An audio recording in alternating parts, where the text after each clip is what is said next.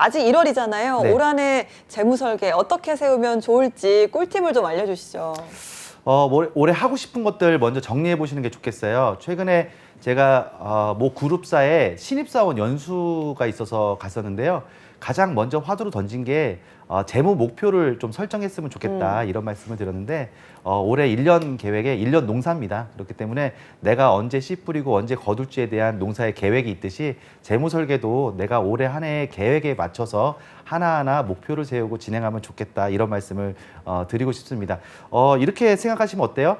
올해 지금 1월이잖아요. 1월이니까 지금 한번 계획을 세우시고 2월부터 11월까지 10달 동안 10가지의 계획에 내가 하나씩 순차적으로 계획을 실행해 나가는 겁니다. 그리고 마지막 12월 달에 10가지 계획을 실행했던 것을 정리해 본다면 그렇지 않은 사람과 비교해서 아마 12월 달에 미소 짓게 되는 부분이 분명히 있을 거라고 저는 생각하는데 그런 부분 참고하셔가지고 한번 진행해 보셨으면 좋겠다는 그런 조언을 한번 드리고 싶습니다. 좋습니다. 저희가 이제 오랜만에 만나서 네. 본격적으로 시작을 아직은 네. 하지 않았는데 오늘은 저희 어떤 주제로 그럼 얘기를 나눠볼까요? 오늘은 뭐 목표 얘기가 나왔으니까 목표로 한번 가보죠. 예, 버킷리스트와 관련된 이야기를 좀 해보려고 합니다. 네. 버킷리스트, 버킷리스트. 예, 버킷리스트를 우리가 돈으로 만드는 기술.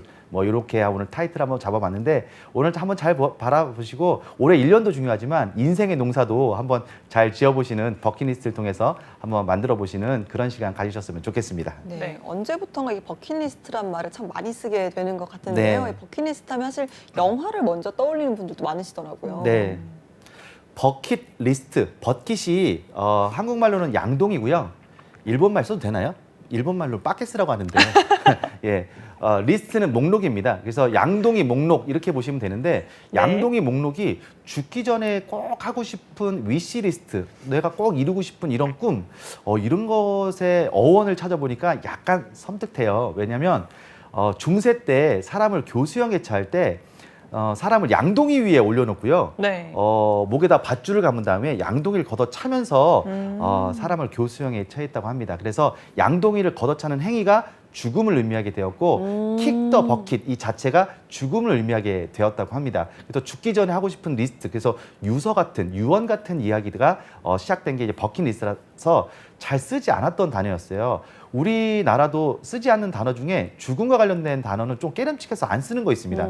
뭐 건물 같은 거 가보면 혹시 죽을 사자라고 해서 사칭 안 쓰는 데 있잖아요. 굳이 F충으로 또 바꾸기도 하고 그런 거랑 비슷한 것 같습니다. 그래서 서양과 동양이 그런 문화가 좀 비슷해서 좀 잘 쓰지 않은 단어였는데 2007년도에 엄청난 일이 한번 있고 나서 이제 전 세계에 죽기 전에 꼭 하고 싶은 이루고 싶은 꿈의 목록 이런 말로 이제 바뀌게 되었죠. 네. 2007년도 엄청난 일이라면 어떤 일인가요? 버킷리스트라는 영화가 나왔습니다. 네.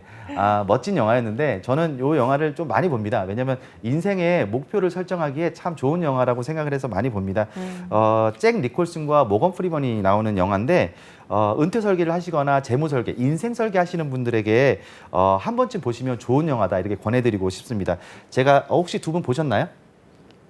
저는 오늘 볼 예정입니다. 오늘 볼 예정입니다. 네. 저도 언젠간 한번 보겠습니다. 그렇습니다. 예, 소개 좀 해주시면 안 돼요? 꼭 보셨으면 좋겠어요. 네. 제가 뭐 오늘 영화 시간은 아니지만 그래도 제가 말씀드리면 두 노인이 등장해요. 한 노인은 흑인이고 한 노인은 백인입니다. 이 백인 남자는 사회적으로 그다음에 경제적으로 엄청나게 성공을 했어요. 우리나라의 큰 의료원, 아주 큰 의료원, 병원을 몇 채 투자를 할 정도로 아주 큰 부를 가지고 있는 사람이었는데 주변에 사람은 없었어요. 가족도 없었고 그냥 비서 하나와 살아가는 사람이었고 흑인 남자는 대학교 때 꿈을 접고 아내와 결혼하면서 아이를 낳고 자동차 정비공으로 살아가는 그런 사람이었습니다. 일단 라이프 스타일 자체가 전혀 다르게 감독은 좀 그린 것 같대요. 그런데 한 가지 공통점을 가지고 한 공간에서 만나게 됩니다. 그게 바로 6개월밖에 남지 않았다는 시한부 암 선고를 받고 둘이 병원에서 만나게 됩니다. 당연히 둘은 살아온 이제 라이프 스타일 자체가 달랐기 때문에 서로 말이 통하지 않아요. 그리고 견제합니다. 그런데 죽어가는 과정을 서로 지켜보면서 서로 위로하고 또 공감하면서 친구가 되죠. 그러면서 버킷리스트, 이 흑인 남자가 얘기해요. 내가 죽기 전에 하고 싶은 이런 목록들이 있었는데 이런 목록들을 이루고 싶다. 그런데 이제는 그 꿈을 이룰 수 없을 것 같다. 그랬더니 늦지 않았다. 우리 나 돈 많은데 내 돈 가지고 나가서 우리 죽기 전에 하고 싶은 거 다 죽자 이렇게 해서 병원 밖을 뛰쳐나갑니다. 그래서 본인들이 하고 싶은 것을 다 하고 그다음에 죽는 그런 영화인데 한 번쯤 인생에서 되새겨 볼 만한 이런 의미 있는 장면들이 많이 나오니까요. 한번 꼭 보셔야 될 영화라고 저는 추천드리고 싶습니다. 알겠습니다. 네. 이렇게 말씀하신 저도 한번 진짜 봐야겠다는 생각이 드는 것 같습니다. 그런데 이 버킷리스트 그리고 재무 설계 이 네. 두 가지는 좀 어떤 공통점이 있을까요? 제가 아까 말씀드린 대로 이제 목표와 관련된 강연을 연초에 많이 하는데요. 버킷리스트와 관련된 강의를 재작년에 제가 한 곳에서 했는데 굉장히 지금도 기억이 납니다. 상조회사에서 강의를 한 적이 있어요. 예. 요즘에 제 강의를 주로 이제 카메라 보고 하기 때문에 굉장히 네. 외로운데 그날도 굉장히 외로웠어요. 왜냐면 사람들이 웃질 않는 거예요. 회사 분위기가 그런지 그래서. 그러네요. 예, 한 2시간 동안 강의를 열심히 버킷리스트 강의를 했는데 웃질 않아가지고 오늘 강의 망쳤다 네. 이런 마음으로 이제 짐을 싸고 나오는데 거기 사장님께서 밥 먹고 가라고 해서 네. 강의를 망친 건 아닌 것 같구나. 그래서 이제 밥을 먹으러 사장님이랑 같이 내려갔습니다. 네. 밥을 먹고 있는데 상조에서 사장님께서 갑자기 저한테 밥 먹다가 말고 우리 권대영 대표님 매일 밤 집에 가서 죽는 연습하는 거 아니에요. 그래서 상조회사 사장님이 네. 죽는 연습이라는 얘기를 하길래 속으로 어떤 생각을 했냐면 상조를 한 건 가입하라는 얘기인가 이런 생각이 들어서 제가 내뜬 그럴 게 수 거절을 있어요. 했습니다. 네. 그래서 저는 죽는 연습 이런 거 안 해요. 그랬더니 집에 가면 샤워하죠. 그래서 샤워야 매일 밤 하죠. 그랬더니 그게 염하는 연습이래요. 그래서 좀 깨름직했습니다. 그리고 뭐 해요? 그랬더니 잠옷으로 갈아입습니다. 그랬더니 그게 수의로 갈아입는 연습이래요. 그리고 나서 뭐 합니까? 제가 이불 속에 들어가서 눈을 감죠. 그래서 관 속에 들어가서 눈을 감는 매일 밤 죽는 연습을 한다는 겁니다. 너무너무 그 얘기를 듣고 제가 속으로 불쾌했습니다. 그래서 집에 가서 이불 속에 들어갔는데 막 이불킥이 나오는 거예요. 네. 그리고 보름 동안 안 씻고 잤어요. 제가 너무 깨름직해가지고. 조금 무리수. 곰곰이 생각해봤습니다. 곰곰이 생각해봤는데 네. 진짜 관 속에 들어가서 내가 죽는다면 이런 생각을 해보니까 너무 싫은 거예요. 왜냐면 지금 직업 방송도 와서 촬영을 해야 되지. 그다음에 제가 요즘에 K본부, M본부에서 불러주셔가지고 아침 방송이 엄청 나와요. 그래서 요즘에 이제 그쪽 아침 방송계의 블루칩 이렇게 얘기도 듣고 있는데 이게 다 끝나버리면 너무 억울하잖아요. 그래서 제가 무슨 생각을 하냐면 죽기 싫다라는 생각을 했습니다. 두 분은 종교가 있으신지 모르겠지만 나름대로 한번 생각해봤어요. 야, 절대자가 나타나서 나를 이제 흔들어 깨웠으면 좋겠다 이런 생각을 했습니다. 내가 죽는다면. 그런데 그런 생각을 하니까 이런 생각이 드는 거예요. 그분이 와서 이게 상상이에요. 내가 네 인생 5년만 더 살게 해줄 테니까 진짜 네가 하고 싶은 거 있으면 이런 A4 용지에다가 10가지만 적어라. 이렇게 얘기를 한다고 생각해 볼게요. 만약에 두 분도 그런 상황에서 진짜 한 5년만 더 살게 해줄 테니까 진짜 하고 싶은 거 여기다 10가지만 적어라. 그럼 적고 싶은 거 있겠죠. 빼곡히 적을 것 같아요. 그렇죠. 저는 그렇게 할까요? 10년 더 살게 해주세요. 좋아요. 근데 혹시 10년 더 1번에다가 살게 일본에다가 세계평화 이런 거 적으시진 않을 거죠. 네. 그렇죠. 그렇습니다. 진짜 하고 싶은 거, 진짜 구체적으로 하고 싶은 거 그런 것들 생산해 낼 겁니다. 그게 바로 버킷리스트라고 저는 말씀드릴 수가 있을 것 같아요.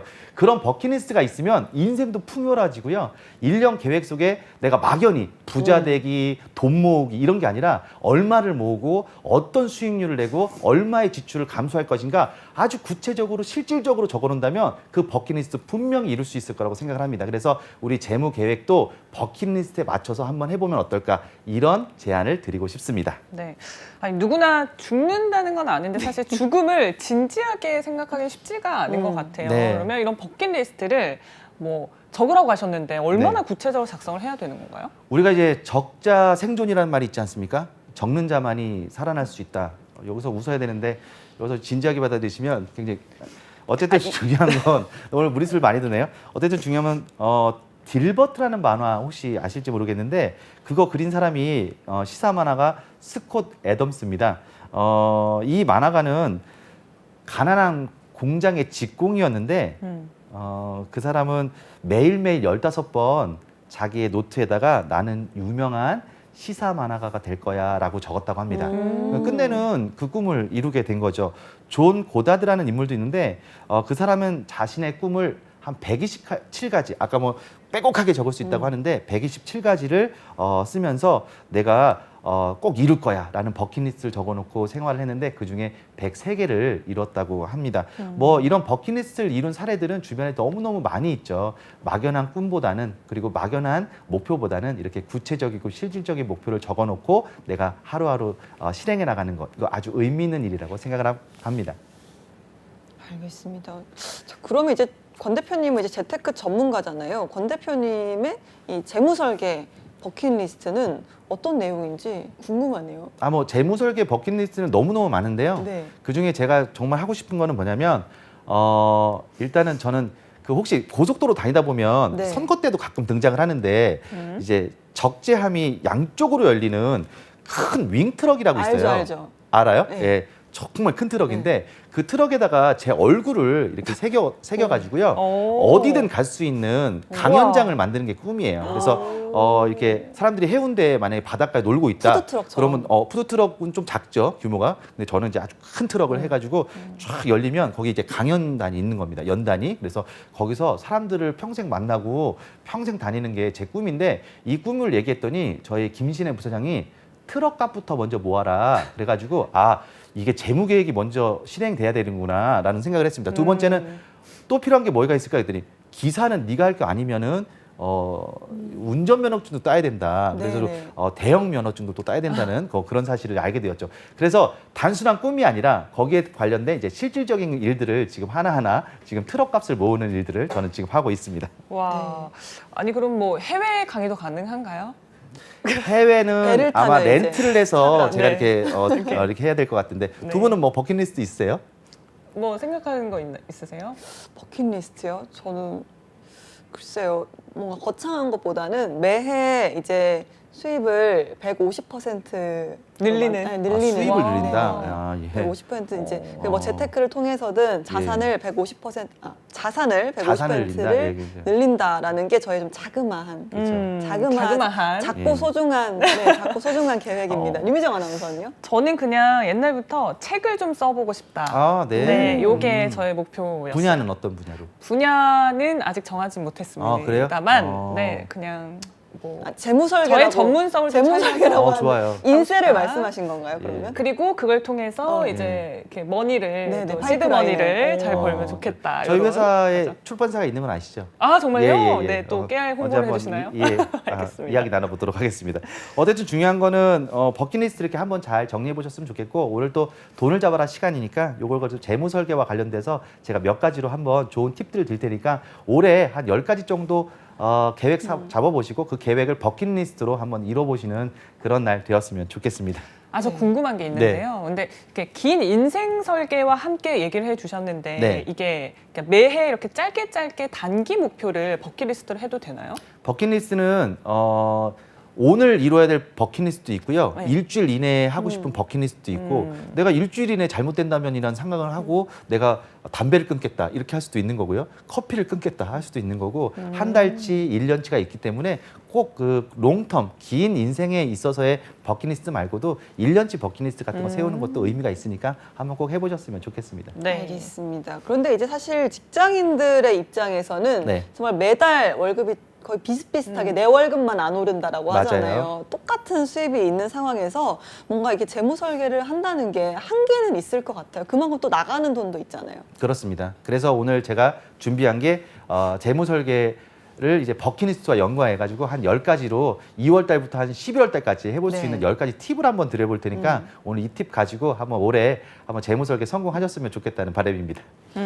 그러면 하나씩 이제 짚어 주실까요? 첫 번째가 일단- 어떤 건가요? 일단 첫 번째로 목돈 마련 계획을 얼마를 모을 것인가를 생각해 봤으면 좋겠습니다. 돈을 모아야겠어 라는 버킷리스트 있는데 얼마를 모아야겠어 이런 분들이 드물어요. 근데 두 분의 목표의 결과물은 확실히 다릅니다. 돈을 모아야겠다고 말씀하시는 분들은 얼마를 모아야 될지 모르기 때문에 결과적으로 돈을 못 모으는 경우가 많아요. 근데 내가 이번 올해 말까지 내가 11월 말까지 3천만 원을 반드시 모으겠어. 그러면 3천만 원에 근접한 혹은 3천만 원을 달성하는 목돈 마련을 제가 본 적이 있습니다. 그래서 구체적이고 실질적인 이런 숫자를 좀 적어놓고 목돈 마련 계획을 좀 세웠으면 좋겠다 이런 말씀을 드렸으면 좋겠어요.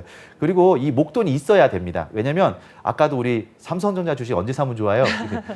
너 돈 있을 때 사면 된다 이렇게 또 얘기할 수 있는데 돈 없어서 쌀 때 주식 사는 거 누구나 다 알고 있습니다. 그런데 돈이 없어서 못 사는 경우도 많으니까 일단 올해는 목돈 마련을 한번 해보는 이런 계획을 먼저 한번 세워보는 게 어떨까 제안드리고 싶습니다. 네, 좋습니다. 목돈 마련 계획 세우기가 첫 번째였고 그럼 두 번째 팁은 어떤 거죠? 365일이잖아요. 그중에 이제 한 30일 정도가 뭐 올해 1월 달에 이제 지나간다고 하면 아직도 우리에게는 330일이 남아 있습니다.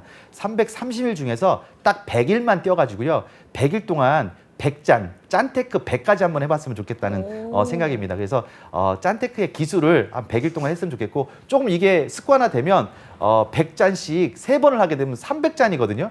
그러면 제 생각에는 아까 우리 말씀하신 대로 150% 자산을 늘리는 거 저는 가능할 것 같아요. 그래서 우리 짠테크 한번 도전해 보시는 거 어떨까 이렇게 제안 드리고 싶습니다. 네, 사실 저도 이제 소비를 줄이는 것도 재테크의 일환이라고 생각을 하기 때문에 줄여보는데 마음만큼 그렇게 확 줄여지진 않는 것 같아요. 그래요, 근데 이제 맞아요. 짠테크라는 것도 100가지나 있다고 하니까 네. 글쎄요, 예를 들자면 어떤 것들이 있을까요? 요즘에는 커뮤니티에서 이제 본인의 짠테크 100가지를 매일매일 공유하는 그런 앱도 있어요. 네. 그래서 저도 이제 우리 작가님 이성미 작가님이랑 네. 100잔을 한번 해본 적이 있어요. 물론 우와. 그분께서는 며칠 하다가 그만두셨고 저는 100잔을 달성을 했는데 네. 뭐 이런 겁니다. 뭐 차를 놓고 다니기. 그러면 차를 놓고 다니면 어떤 게 한 달을 놓는다. 그러면 주유비하고 일단 그렇죠. 주차비가 안 들어가죠. 그럼요. 그러네요. 대중교통비가 훨씬 더 저렴할 수 있습니다.